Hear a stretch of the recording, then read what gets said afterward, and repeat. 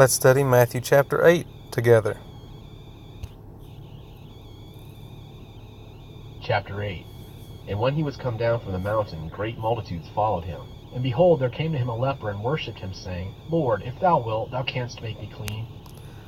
First of all, I wonder if he was worshiping Jesus because he knew Jesus was worthy of worship, or if he just wanted to be healed.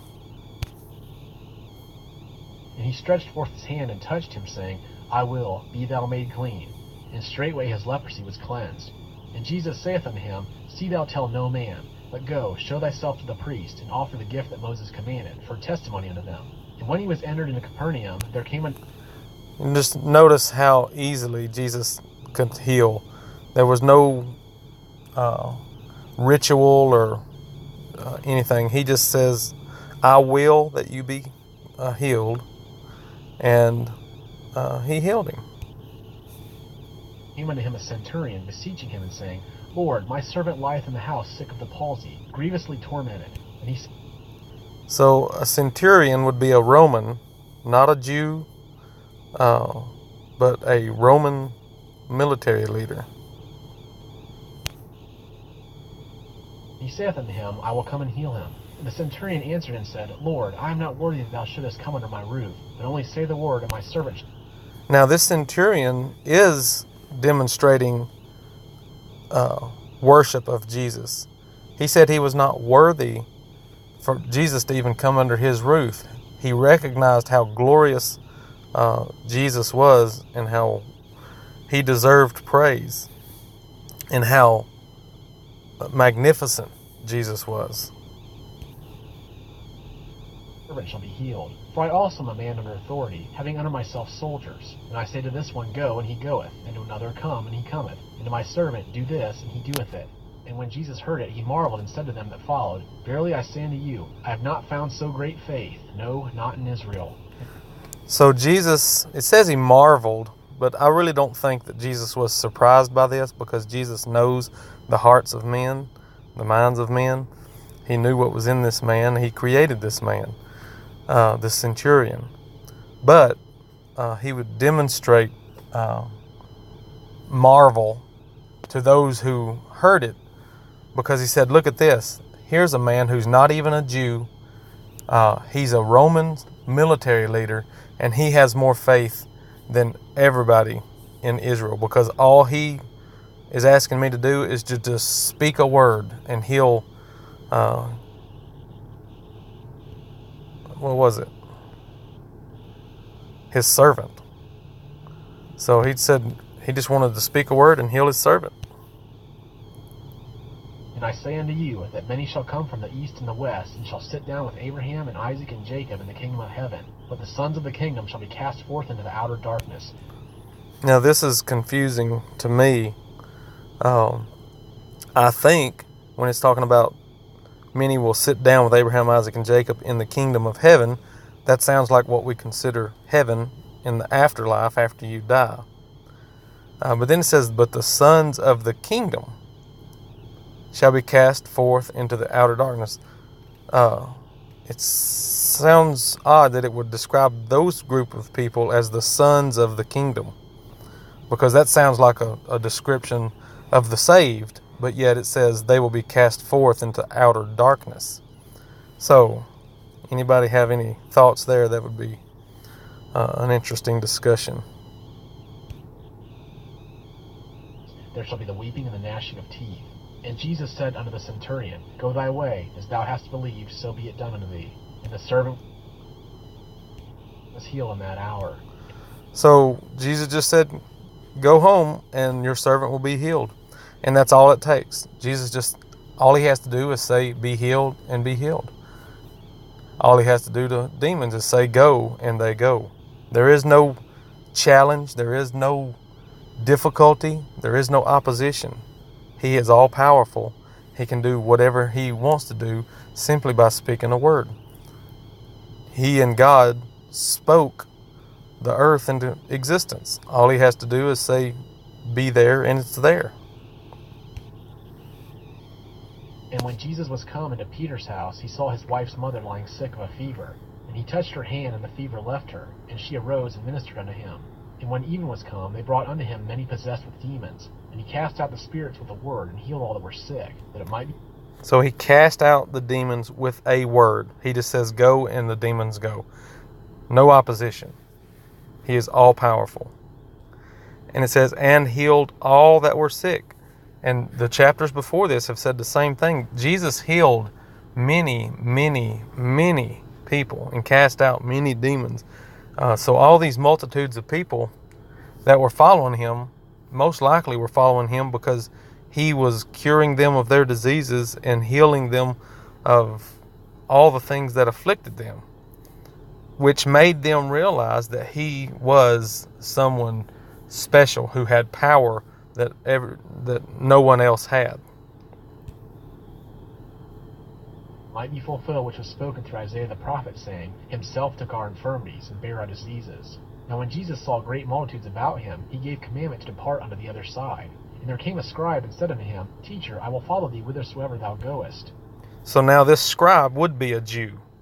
So we already had the discussion with the centurion who was not a Jew. Now here is someone who is a Jew, a scribe of the law, of the Old Testament law, of the Mosaic law, who is approaching Jesus.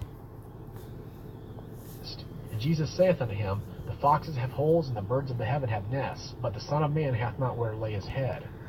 And I think whenever Jesus says anything like this, he's always saying what he knows is the challenge for the person that he's talking to.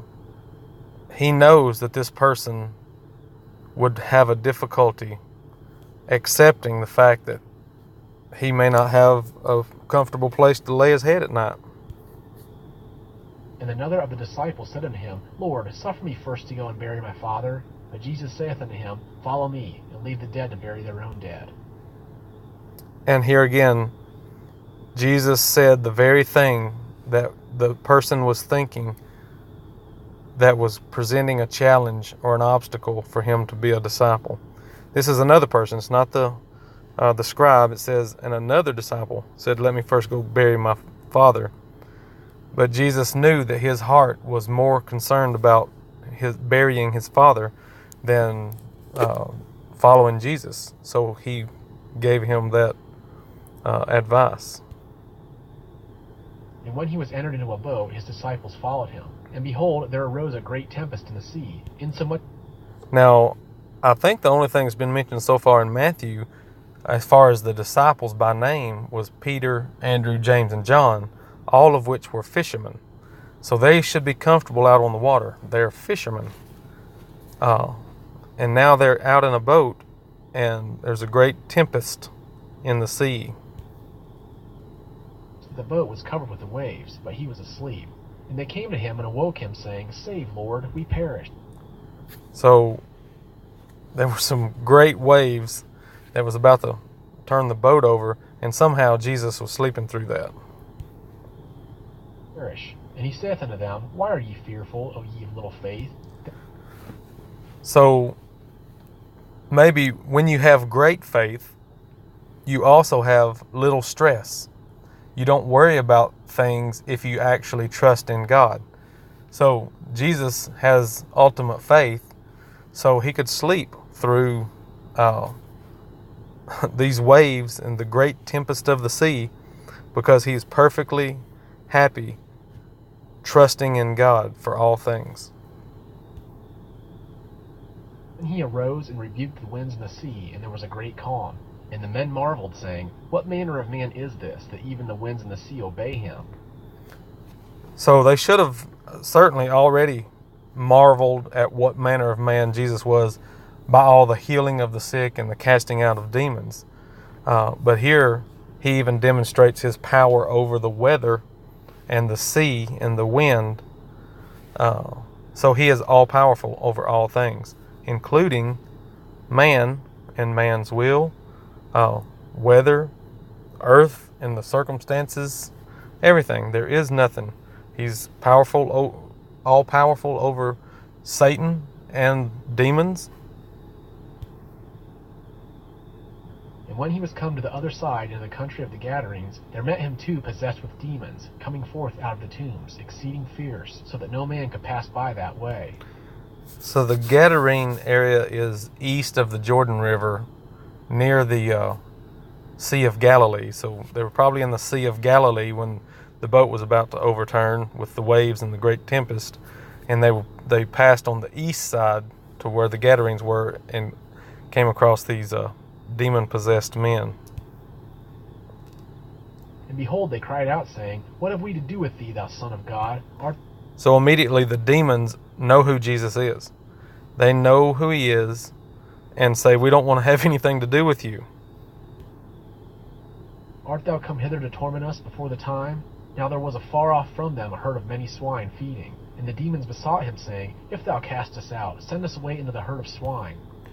You see, the demons don't pose a threat to Jesus in any way.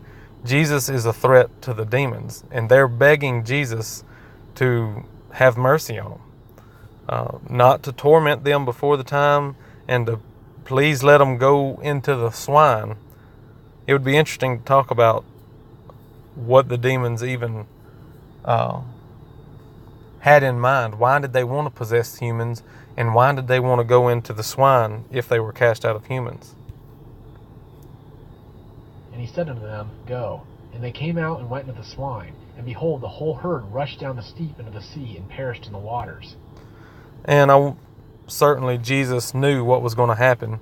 The demons probably didn't know, or else they wouldn't have asked to be cast into the swine. But Jesus said, Go, one word, and the demons left the humans and jumped into the swine, and then the swine jumped off the cliff and killed themselves. So, don't know what happened to the demons after that. And they that fed them fled and went away into the city and told everything, and what was befallen to them that were possessed with demons. And behold, all the city came out to meet Jesus, and when they saw him, they besought him that he would depart from their borders. I find that interesting, that they hear amazing stories about Jesus and what he can do in his power, and when they see him, they beg him to depart from the borders, because they didn't trust in him to follow him. Therefore, they were fearful of him and wanted him to leave. So please express your comments and opinions in the section below.